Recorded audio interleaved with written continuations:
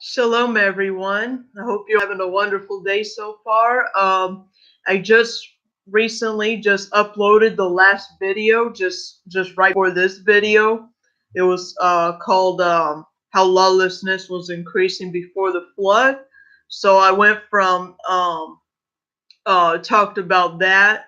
So now we're continuing in the book of Jubilees, and so basically now we are at going to be talking about the life of Abraham from the time when Abraham was born all the way up until Abraham made a covenant with Yahuwah.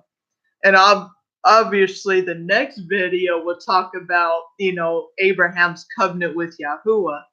But right now, we're just going to talk about the life of Abraham from when he was born all the way up until he made a covenant with Yahuwah. And there was a lot of details that was in the book of Jubilees about how Abraham grew up that was not mentioned in the book of Genesis. So this is why I wanted to share this to you all today. So in continuing the book of Jubilees, we're going to start from Jubilees chapter 11, verse 15. This was when Abraham was born, and we're going to read all the way up until chapter 13, through chapter 13, basically. So this is going to be, the life of Abraham. So hope you all enjoy this message, and let me know if you have any questions in the comments. All right, so chapter 11, verse 15 of the book of Jubilees. In the 7th year of this week, she bore him a son, and he called his name Abram, by the name of his father of his mother, for he had died before his daughter has conceived a son. So yeah, it's talking about obviously Terah and his wife who bore Abraham. All right. And the child began to understand the strains of the earth and all that went astray after carved images and after uncleanness. And his father taught him writing, and he was 14 years old, and he separated himself from his father that he might not worship idols with him.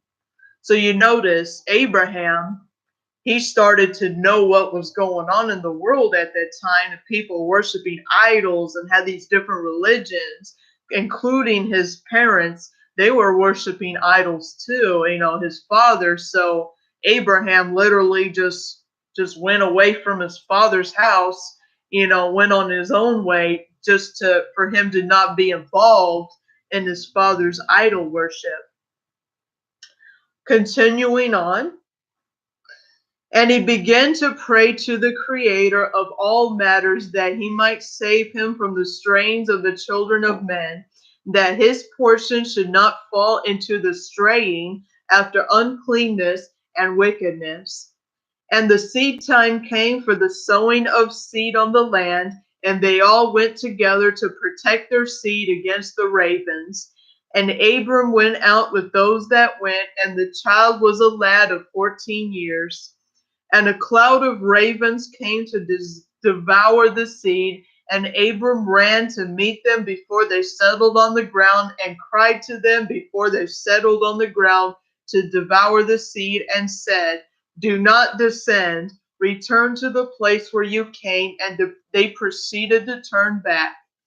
And he caused the cloud of ravens to turn back that day 70 times, and all of the ravens throughout all the land where Abram was, and not so much as one settled there. And all who are with him throughout all the land saw him cry out, and all the ravens turned back, and his name became great in all the land of Kasdim. There came to him this year all those that wished to sow, and he went with him till the time of sowing ceased. And they sowed their land, and that year they brought enough grain home and ate and were satisfied. And in the first year of the 5th week, Abram taught those who made implements for oxen, the craftsmen of wood, and they made a vessel above the ground, facing the frame of the plow, in order to put the seed on, and the seed fell down from there unto the share of the plow, and was hidden in the earth, and they no longer feared the ravens. And in this way they made vessels above the ground and all the frames of the plows, and they sowed and tilled all the land accordingly as Abram commanded them, and they no longer feared the birds. Now that was a great thing that Abraham did when he was 14 years old. He literally helped people to know how to garden and plant seeds correctly, because what happened was they just did this to the seeds, and the birds kept coming and eating up the seeds and stuff like that. That was what was going on. So he literally was teaching all the people in the land to bury the seeds under the dirt. You know how when you plant a seed and you have to kind of poke a hole in it and put the seed in there and cover it up with dirt? Yep, that's exactly what he taught everyone to do, so that the birds will not come down and just eat the seed, like pick up the seeds and eat or whatever. So that was a great thing that he did. And of course, that was not in the book of Genesis. This is why I had to do this subject, so for you all to know what really happened in Abraham's life before what was mentioned in the book of Genesis. All right, so now we're on chapter 12 of the book of Jubilees. And it came to be in the 6th week in the 7th year that Abram spoke to Terah his father, saying, Father. And he said, See, here I am, my son. And he said, What help and profit have we from these idols which you worship, and before which you bow yourself? For there is no spirit in them, for they are dumb images and misleading of the heart. Do not worship them. Worship the creator of the heavens, who caused the rain and the dew to descend upon the earth, and does all upon the earth, and has created all by his word. All life is from before his face. Why do you worship matters that have no spirit in them? For they are the works of hands, and you carry them on your shoulders, and you have no help from them. But they are a great cause of shame to those who make them, and a misleading of the heart to those who worship them. Do not worship them. And his father said to him, I also know it, my son, but what shall I do with the people who has made me serve before them? If I tell them the truth, they shall slay me, for their being clings to them to worship them and honor them. Keep silent, my son, lest they slay you. And he spoke those words to his 2 brothers, but they were wroth with him, and he kept silent. Wow.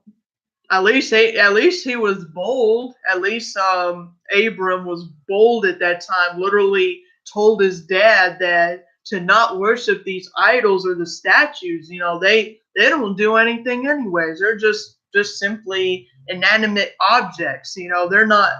They don't do anything for you anyway. So that's what he had to expose. All right, continuing on. In the 40th Jubilee, in the 2nd week in the 7th year, Abraham took a wife, and her name was Sarai, the daughter of his father, and she became his wife. And Haran his brother took a wife in the 3rd year of the 3rd week, and she bore him a son in the 7th year of this week, and he called his name Lot.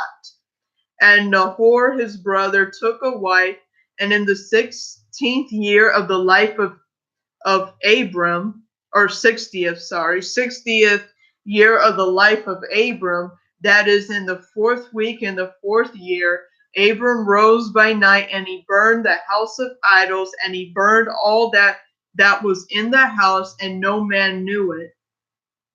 Wow, so what happened was he literally went inside his father's house and was burning up all the idols. Anyways, and Haran hurried to save them, but the fire burned over him, and he was burned in the fire, and he died. And Ur Kasdim before Terah his father, and they buried him in Ur-Kasdim. And Terah went out from Ur-Kasdim, and he and his sons, to go to the land of Lebanon, to the land of Canaan, and he dwelt in the land of Haran. And Abram dwelt with Terah his father in Haran 14 years.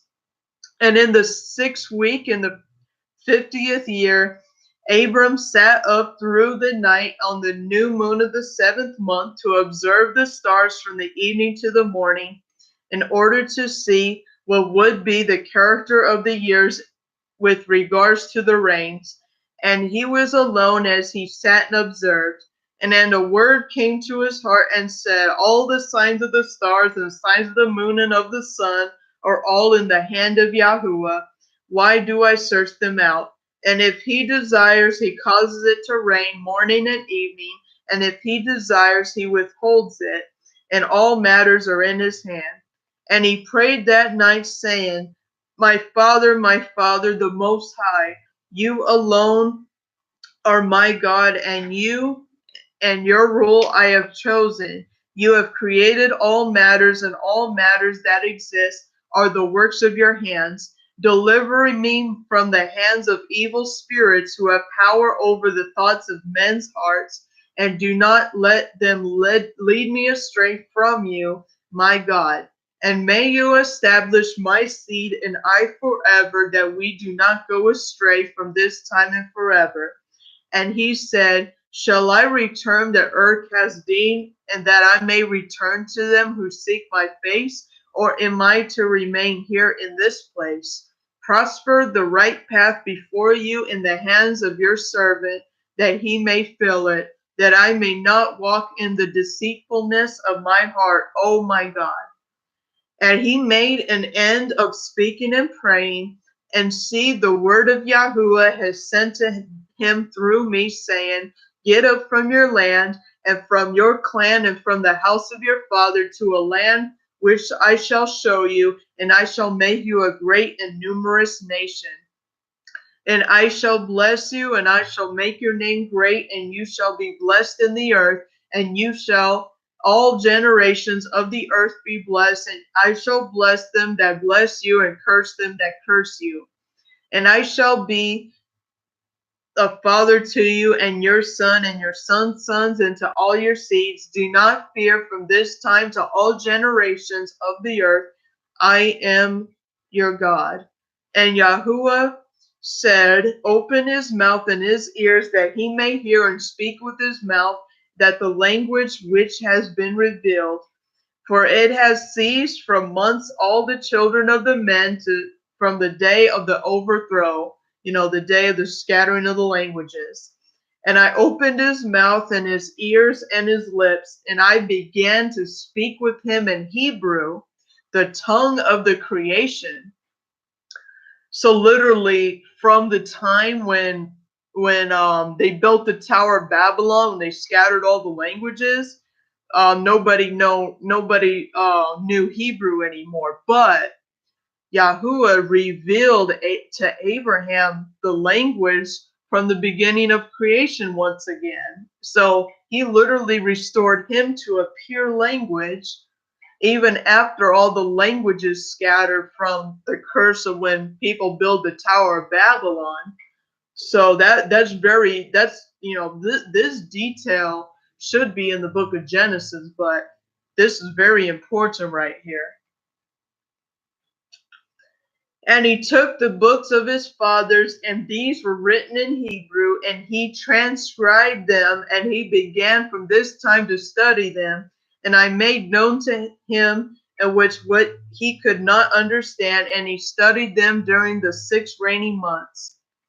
The books that he's studying is literally the book of Enoch, which is what Enoch written and Methuselah written, and there was probably parts that Noah written too, but he literally started studying these books and started to understand them. Now that is really cool. I'm like literally Yahuwah revealed to Abraham like what his message is. Because obviously Enoch and them, they've written the book of Enoch in Hebrew, the ancient Hebrew. And so good thing he caused Abraham to understand what they written, even though Abraham originally was not speaking Hebrew because he was dwelling in a pagan land basically. All right, continuing on. And it came to be in the 7th year of the 6th week, he spoke to his father and informed him that he would leave Haran to go to the land of Canaan to see it and return to him. And Terah his father said to him, "Go in peace. May the everlasting um, may the everlasting God make your path straight, and Yahuwah protect you from all evil, and grant you favor and kindness and peace before those who see you. May none of the children of men have power over you to harm you. Go in peace. And if you see a land pleasant to your eyes to dwell in, then arise and bring me to you, and take Lot with you, the son of Haran your brother, as your own son. Yahuwah be with you. But leave Nahor your brother with me till you return in peace, and we go with you all together." And let me see if I'll. Okay, so I'm going to continue reading. Now I'm on chapter 13 of the book of Jubilees. It's going to be the last chapter for this subject.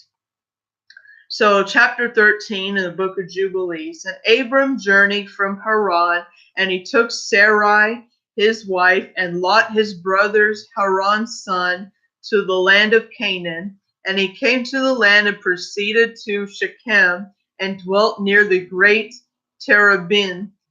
And he looked, and see, the land was very pleasant from the entering of Hamath to the great Terebinth. And Yahuwah said to him, "To you and to your seed I shall give this land." And he built an altar there, and he offered a burnt offering to it to Yahuwah, who appeared to him. And he moved from there to the mountain of Beethel, or on the west of Ai on the east, and pitched his tent there. And he looked, and see, the land was very wide and good, and all grew upon it, vines and fig trees and pomegranates and oaks and mulberries and terebinths and olive trees and cedars and cypresses and date palms and all trees of the field, and there was water on the mountains. And he blessed Yahuwah, who had led him out of Ur Kasdim and had brought him into this land. And it came to be in the 1st year of the 7th week, on the new moon of the 1st month, he built an altar on this mountain and called on the name of Yahuwah, "You, the everlasting God, are my God." And he offered on the altar a burnt offering to Yahuwah, that he should be with him and not forsake him all the days of his life.